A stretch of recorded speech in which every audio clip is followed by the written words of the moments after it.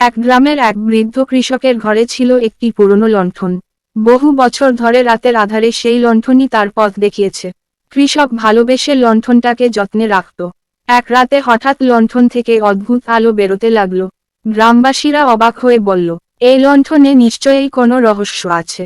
কথা ছড়িয়ে পড়ল, লণ্ঠনের ভেতরে নাকি গুপ্তধন লুকানো আছে। এক লোভী মানুষ সেই রাতেই চুপিসারে কৃষকের ঘরে ঢুকল। হাতের লাঠি, চোখে শুধু লোভ। সে লণ্ঠনটা ভেঙে দিল, ভাবল ভেতর থেকে সোনা রূপো বেরোবে।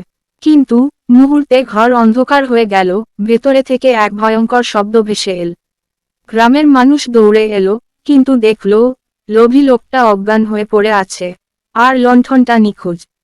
আজও সেই গ্রামের লোকজন বলে, যে লণ্ঠনের কদর বোঝেনি, লোভে সেই হারিয়েছে সব। যেটা আছে তার মূল্য দিতে শিখতে হবে।